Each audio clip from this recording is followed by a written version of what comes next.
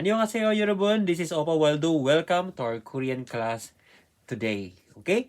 So, by the way, kumusta po kayong lahat dyan? Kumusta po ang mga aspirants natin sa Pilipinas na nagbabaka sakali na makarating sa Korea? Kumbaga, working hard para po makarating po kayo dito, no? Study hard. Sunugin nyo na yung kilay nyo. Okay? So, ganyan po guys, no? Kailangan galingan po natin. Pag may pangarap po tayo, dapat po nating tuparin sa pamamagitan ng ating pagsisikap, no? Strive hard, working hard, no? So, kahit man mahirap, walang imposible. Pag tayo po ay mangarap. Okay, guys? So this time, magbibigay po ako sa inyo ng sample reading comprehension, no? So, mga ganito na sa kahaba, minsan sa examination natin or sa examination nyo, parang ayaw niyo siyang kung baga basahin. Kasi nga sa haba, no? But somehow, marami pong mga mahaba sa exam, guys, na madali lang pong sagutan, no? At yon ang ituturo ko sa inyo. Okay? So, umpisa na natin. So, dito, part po ng examination, yung instruction, no? Pakinggan or basahin po nating mabuti. Dapat po, unang-una, alam natin kung ano po ang tinatanong at alam natin kung ano po ang hinahanap. Okay?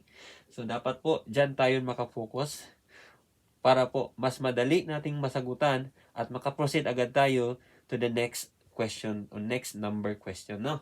So, here we go. So, taom kurul iki moromi taphaseyo, no? Taom is, ulit-ulit ko po yung binigay sa inyo, taom is following or next, okay? Then kurul, no? Kul is what? Kul is passage, no? No, passage or the text.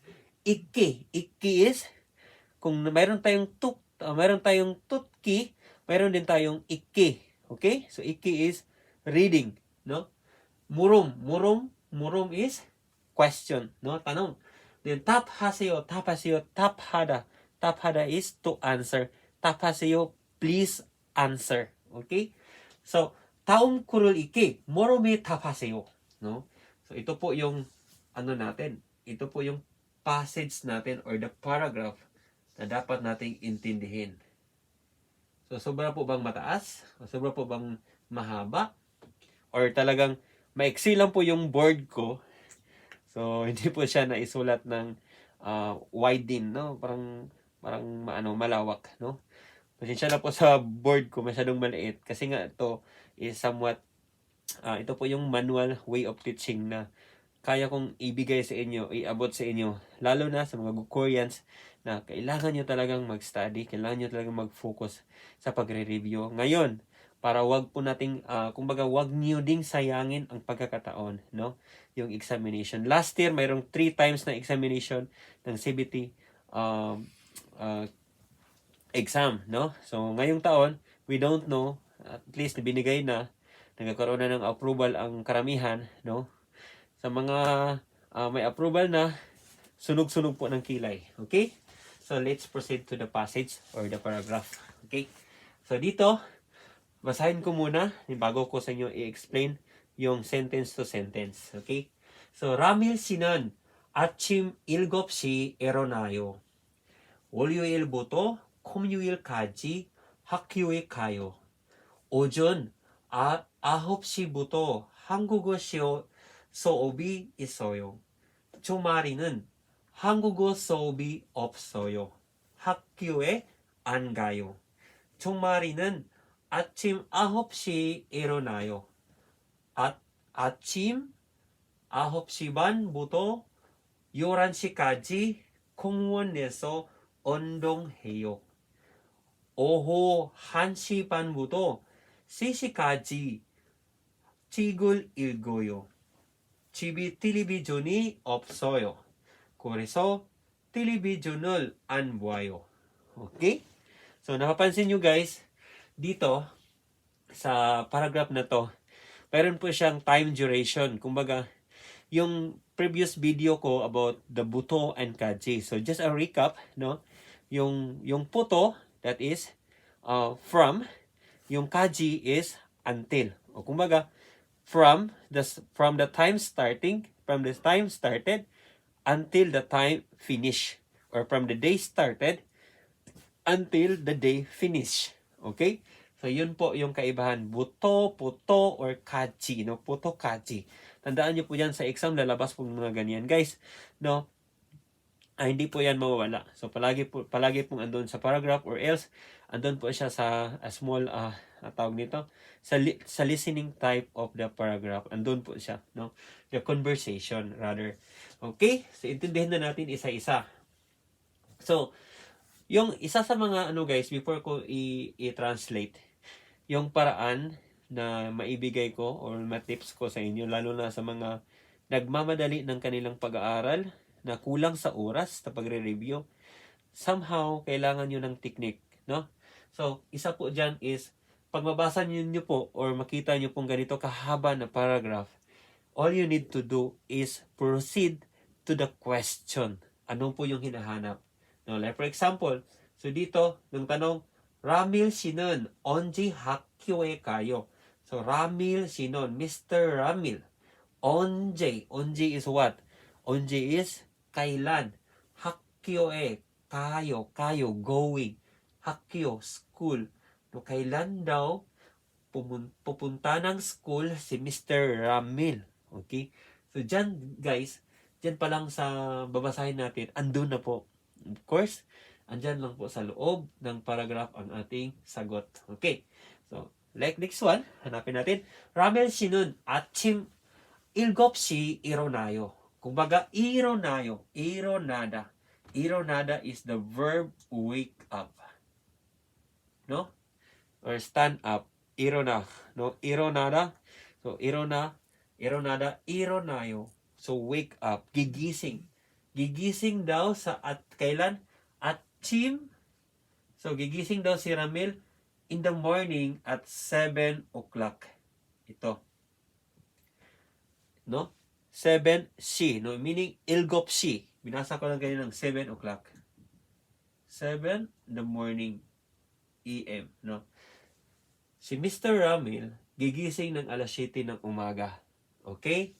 So, ito. The next sentence is, were you ill? Were you ill, Boto? Cum you ill? Were you ill is what? Were you ill is Monday. So, puto. No? Puto is, hindi po siya puto ng pagkain natin sa Pinas, ha? So puto is what? Puto is from. So, from Monday, kaji. No? Kaji. No? Kaji is until. Okay? So, from Monday until Kumyuil is Friday. Okay? So, were you buto? Kumyuil까지 학교에 가요. So, 학교 is school. School. No? Kayo is going. So, gigising si Mr. Ramin ng alas 7 sa umaga. Tapos, papasok siya sa kaniyang school, sa paaralan, from Monday to Friday. Meaning, from Monday, Tuesday, Wednesday, Thursday, and Friday, pasok po lahat dyan. Okay? So, ganun po. Parang nagtatrabaho lang din si Ramil sa South Korea, no? From Monday to Friday, may pasok. Ganyan. No? 월요일부터 금요일까지 학교에 가요. Okay? So, ito. So, take note, guys.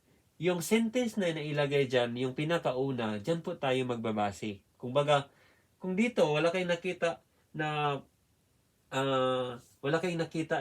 na pangalan na naka-indicate or just take note na si Mr. Ramil ang ating subject dito, no? Siya yung nagsasalaysay tungkol sa ginagawa niya.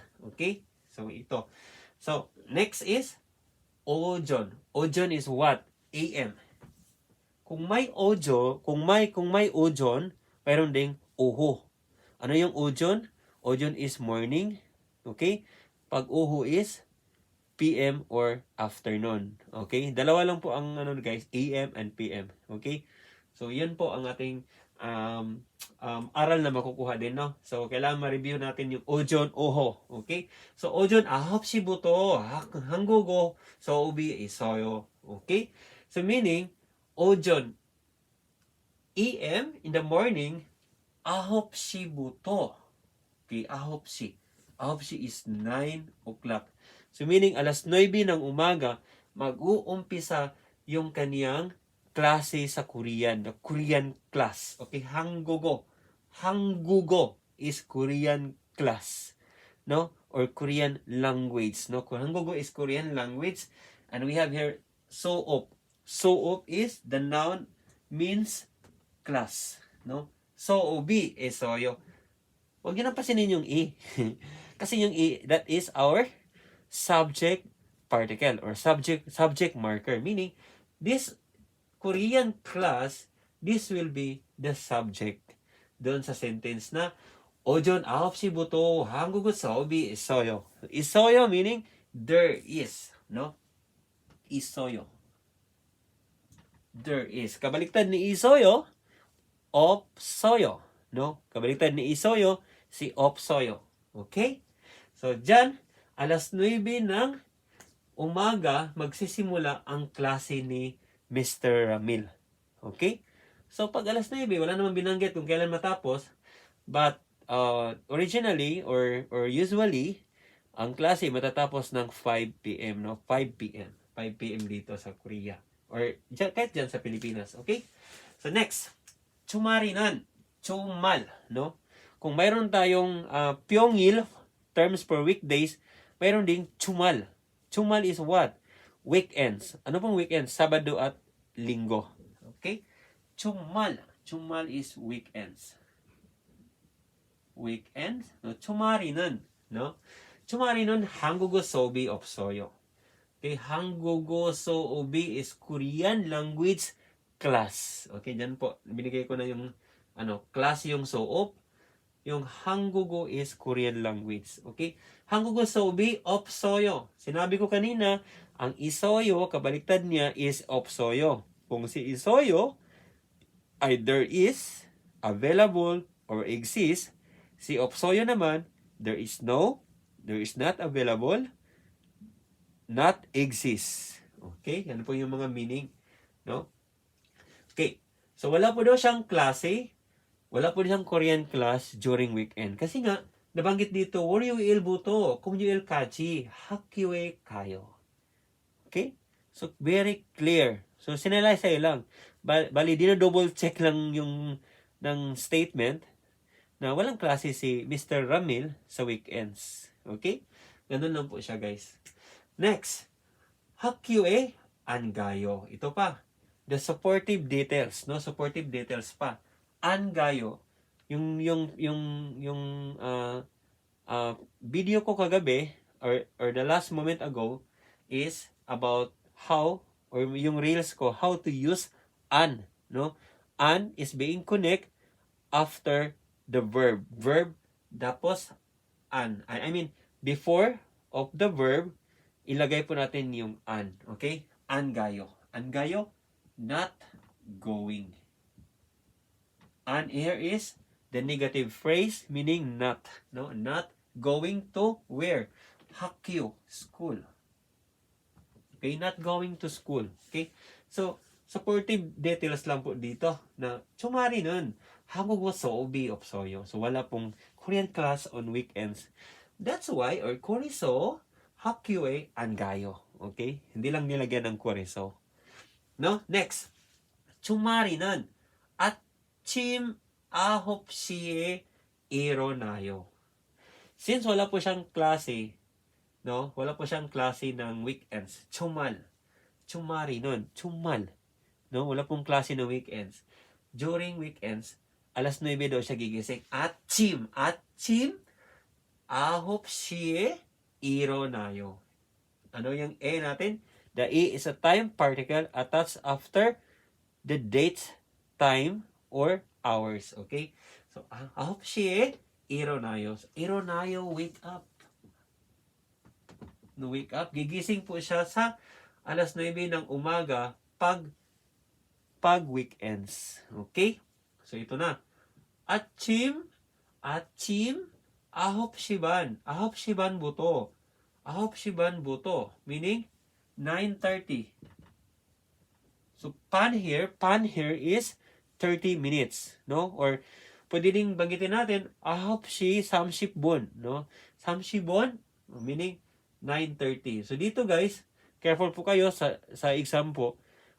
Yung ilalagay, baka hindi 30분, pan. No? Pan is half or 30 minutes. Pag ginagamit sa oras, that is 30 minutes. Pag ginagamit sa, like for example, slice, i-half mo siya.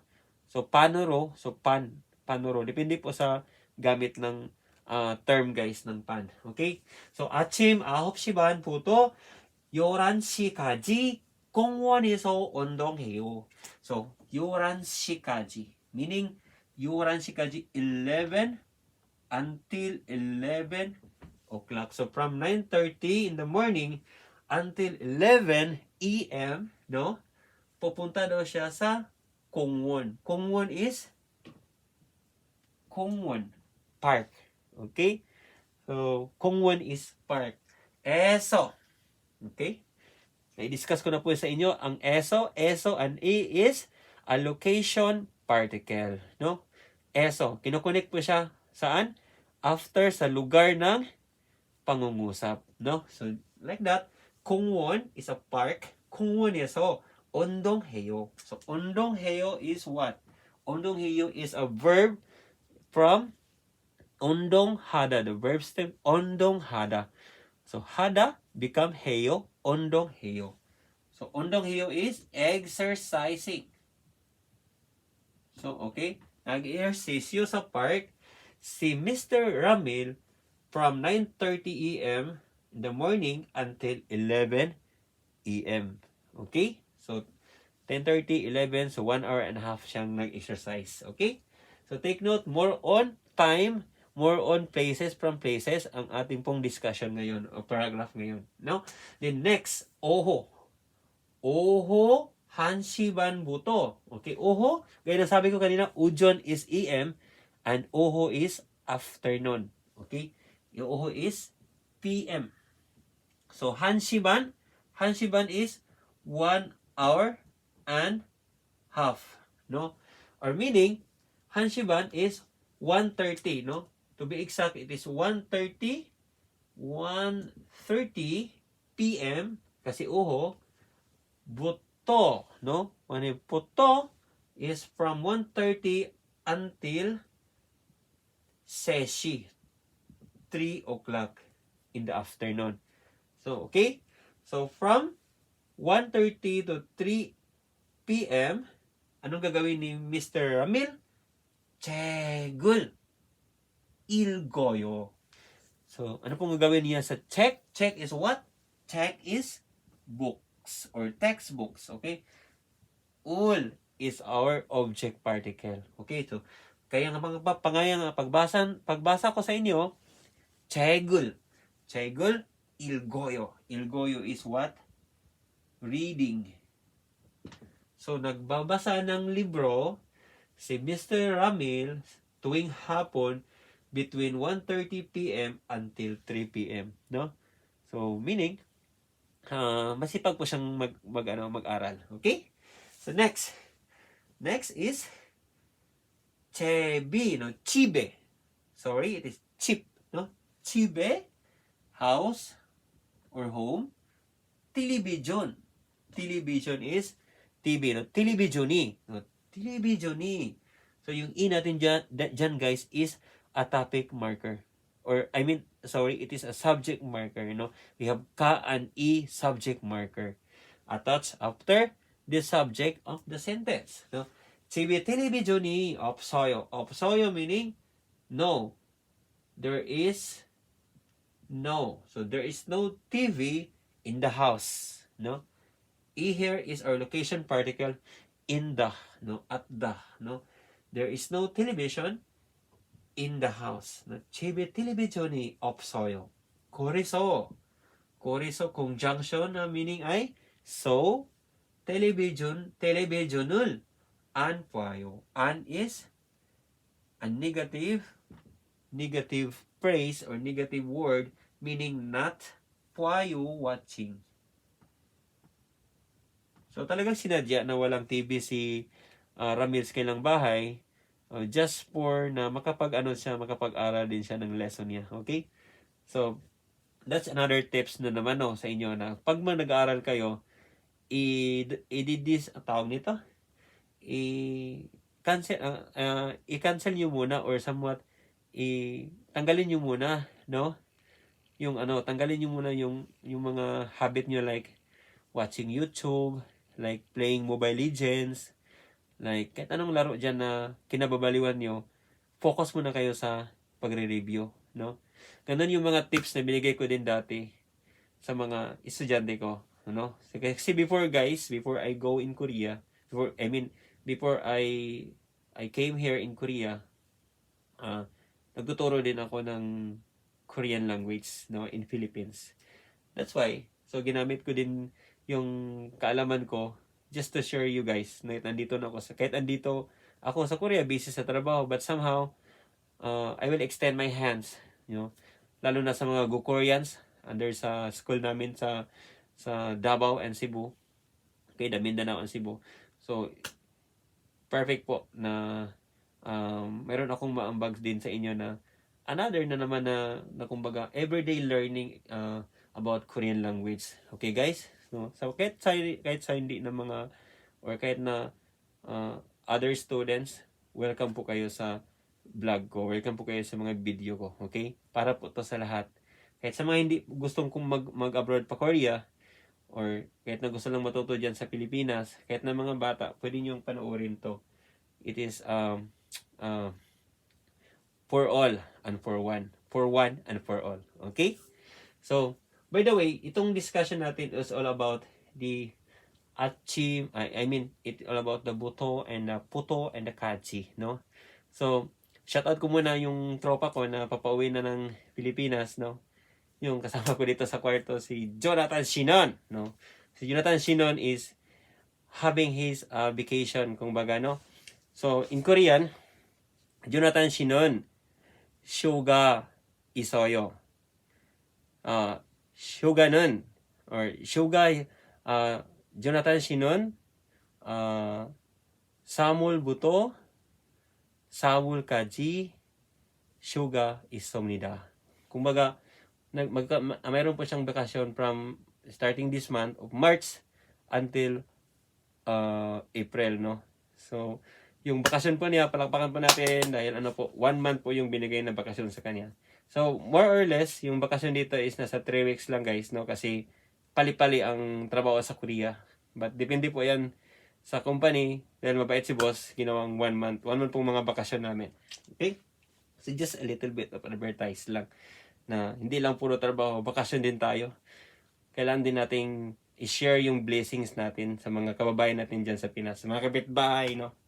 Magpapalitson dyan si paring Jonathan. Okay? So, here we go. Masyadong mahaba yung natin kwento. So, let's proceed to the question. So, Ramil Sinon, no? Ramil Sinon, 언제 학교에 가요? Okay. So kailan daw pupuntang school si Mr. Ramil? So, base dito, Ramil Sinon 아침 7시에 일어나요. 월요일부터 금요일까지 학교에 가요. So, meaning, yung sagot natin is, 월요일 from Monday to Friday. To Friday, kaji. Okay? Yan po yung sagot natin, guys, no? 월요일부터 금요일까지 학교에 가요. Okay? Si Mr. Ramil ay pupunta ng school on Monday, during Monday until Friday. Okay? So, klaro po.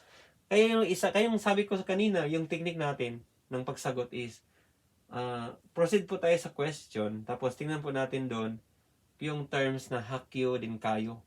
Minsan kasi, inilagay lang dyan, no? Tingnan mo, 월요일부터 금요일까지 학교에 가요. So, meaning, andun lang po sa paragraph, naka-sentence din siya, Either first sentence or second sentence or third sentence, nakalagay yung sagot. Okay? Ganun din po sa exam guys, kung ito po ay sa choices, kasi dito yung sample ko is, kasi reading comprehension to siya. So meaning, isasulat po natin yung sagot talaga.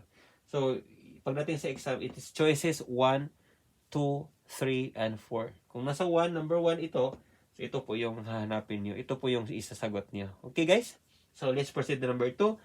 위구르의 이용과 같으면 check, 다르면 X 하세요. Okay? 왜그래? Okay, 왜그래 is the above text or the above passage. Okay? The above, itong paragraph phrase, okay? 왜그래 내용과 내용, the content, no? Content. 같으면 is same. If it is the same, no? Kung parehas, myon. Pag mayroong myon is if, no? If it is the same, just write check. Kung yung tawag nito, kung yung statement sa ibaba, number 1 and 2 is the same on the context above, just put check. If the content is not the same or tarom yun, not the same or different, if different, taroda, different. Okay, if different, just put X. Okay? So number 1, Ramil Sinon, no? Ramil Sinon, 월요일 오전 9시에 운동해요. Okay? 운동해요. Hanapin natin yung technique. Hanapin natin kung saan ang 운동해요 dito. Okay? So, kailangan po guys, alam po natin magbasa. Okay? Hindi pwedeng mag-exam tayo, hindi tayo alam magbasa. Kasi pag hindi natin alam magbasa, tsamba imnida po yung labas natin dyan. Okay? So, dito, alam natin magbasa. Saan yung undong? Undong, okay. Andito si 운동해요. 운동해요.